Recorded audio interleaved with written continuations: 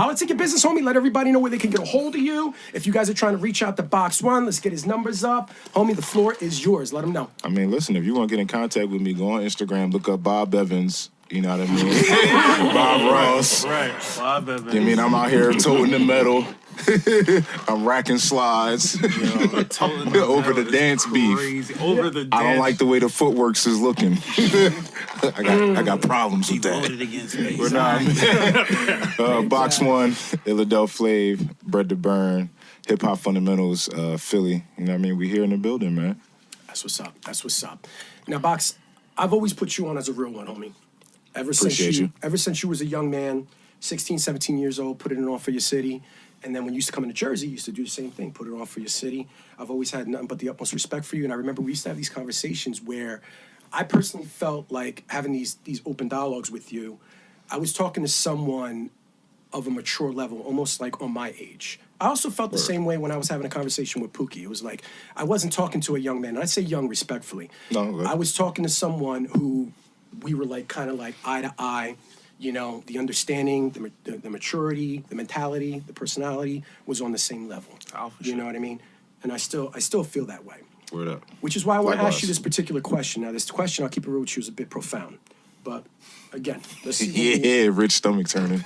Let's see where we go. Let's see where we go with this. Now, I'm a B-boy.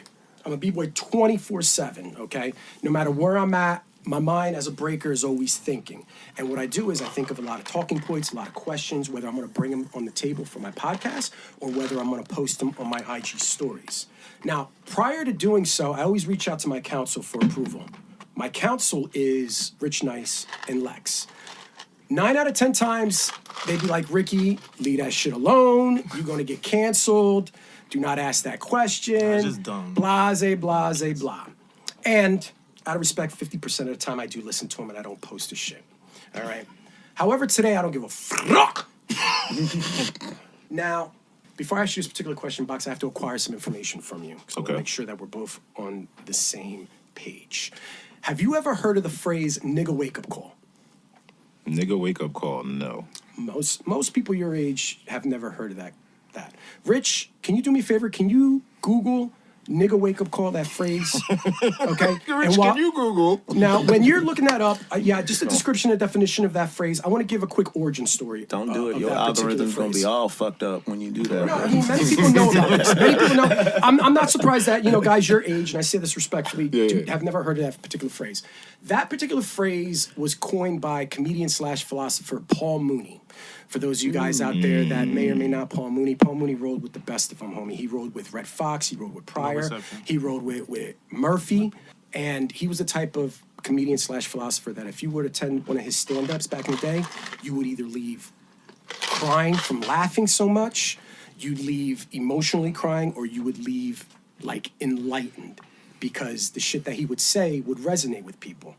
You know what I mean? And if I'm not mistaken, if I'm not mistaken, he also coined the phrase that Puerto Ricans are niggas with straight hair. If I'm not mistaken. Hey, that sounds like Paul Mooney. So I can't Paul believe Mooney, you typed this. You found it? The audacity. Rich, can you do me a favor and pull up that description / Sure. definition of that particular Urban Dictionary. phrase? Yes, please. I have an Urban Dictionary here. Nigga wake up call. Acronym for nigga wake up call. Describes an incident where a person of color forgets that they are of color and are reminded rather brutally by an unexpected act of racism. The Mexicans got their nigga wake up call. We're doing this. Now, what I want to do is I want to extract the racial component from that phrase. And I want to insert class. Let me say that 2 times so we're all on the same page. I want to extract the racial component from that phrase, and I want to insert class.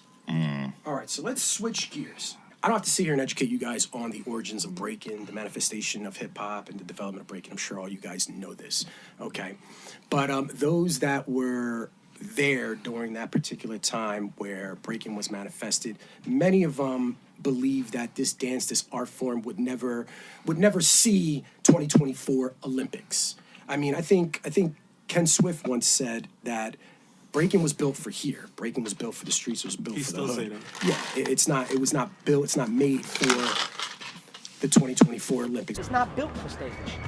B-boying is, if I grab my dick to you and give you the dick, fuck you, that's not for the Olympics.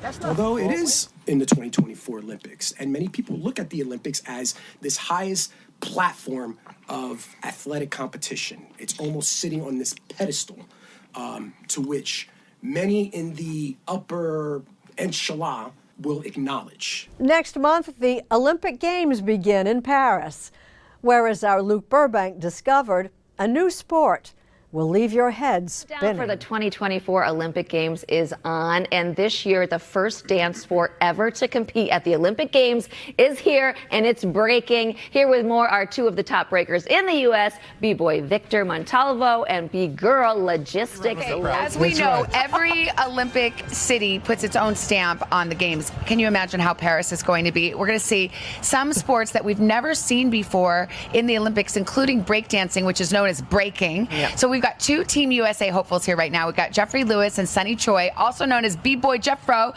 and Bgirl Sunny. Mm-hmm.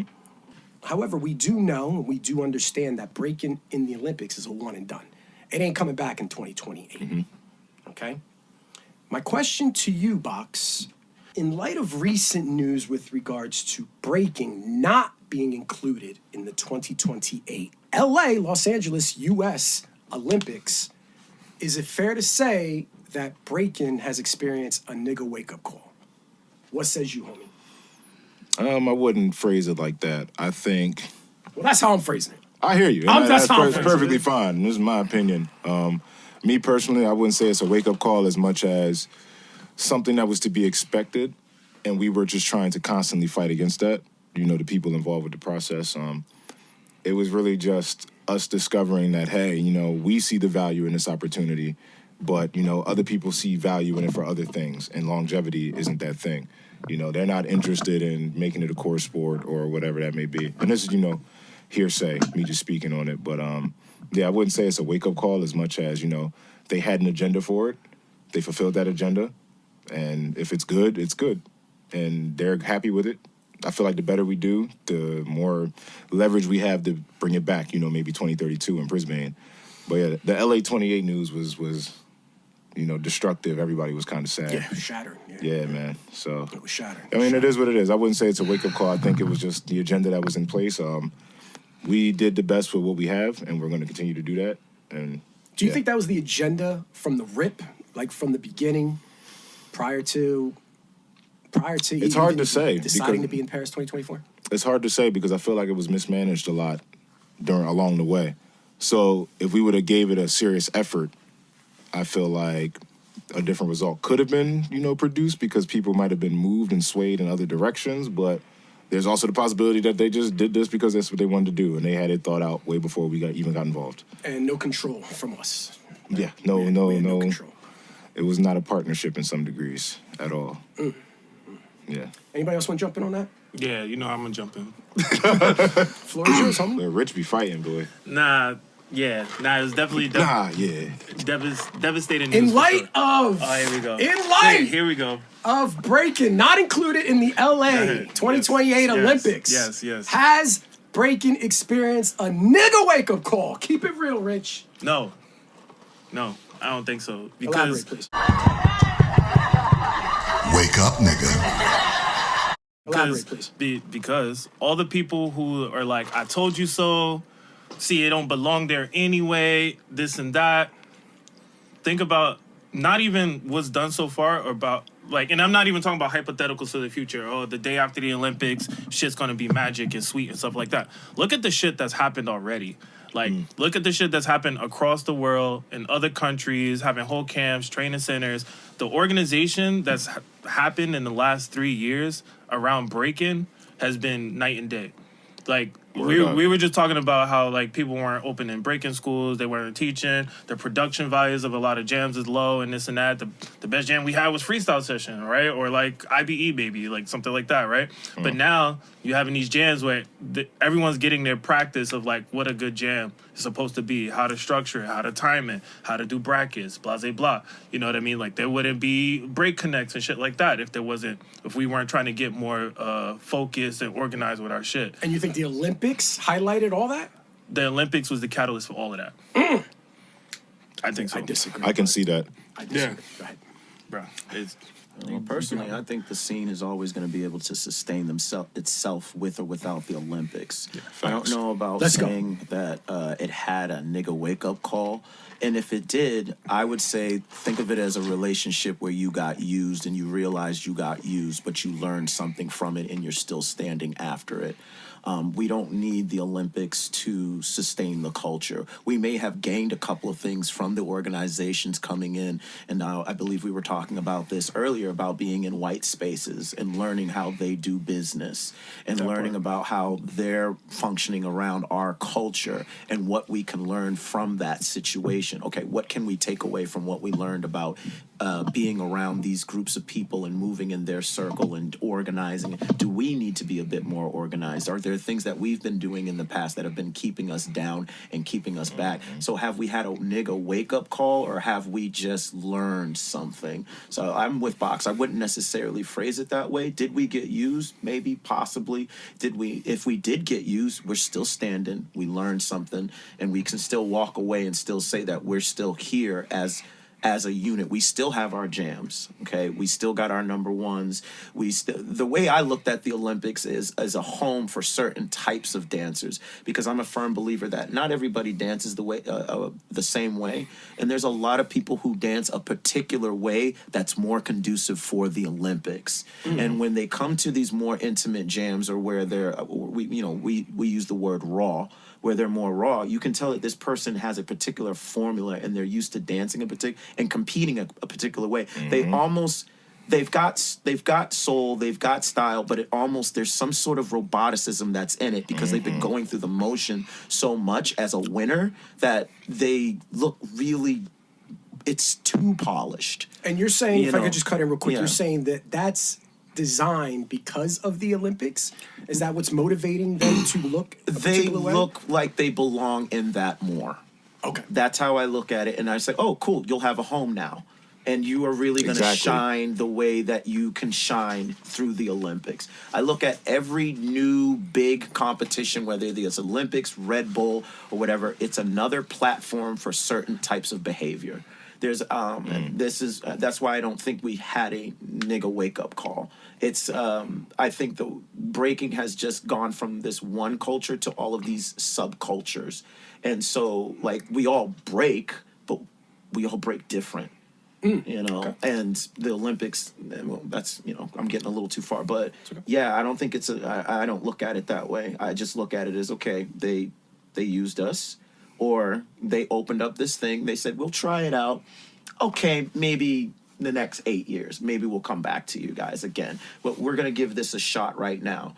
And from what I heard, that there was talk about breaking being in the Olympics a long, long time ago, right? But then you have to think about the type of kid that was around that time around when they thought about putting it in the Olympics. We're a lot more organized now. More people break, more different types of cultures that come from different backgrounds break more than ever. You had this huge movement of suburban kids breaking. Yeah. And then so they're all organized in a different way.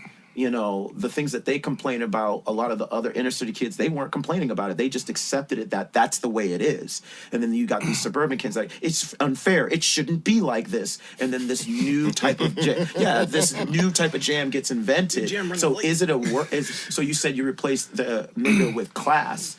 That might be more suited. There's a class wake-up call, not necessarily a nigga wake-up call. You get what I'm saying? If I could just jump in, I think something that makes it starkly different is that we still benefited from the relationship. Exactly. Because you got to think about it. Back in the day, Muggs was getting used for exposure. People got paid exposure this time around. People got endorsement deals with real numbers, with real companies. Checks that kept coming in the mail. Exactly. Real support, while also being put on platforms and pedestals. Logan was just on Logistics. She was just on Vogue. In the Philippines, like Anna Furia, she's doing Nike ads, Gilu, people are, yes, it's like the chosen few, but those chosen few worked for that. So you wouldn't say that all this effort for the Olympics, because it's not long term, is also not a waste of time. Absolutely, it's not in vain because we changed some people's lives. Because you know what I mean. People, without the Olympics, how would these people be getting on Ellen? Well, not Ellen because she off the air, but like on these news networks. Wilson, you know, our young dude getting on TV doing head spins. You know But I mean, that was already there prior to the Olympics, though. Getting on TV and but things like that. I don't think to this frequency though.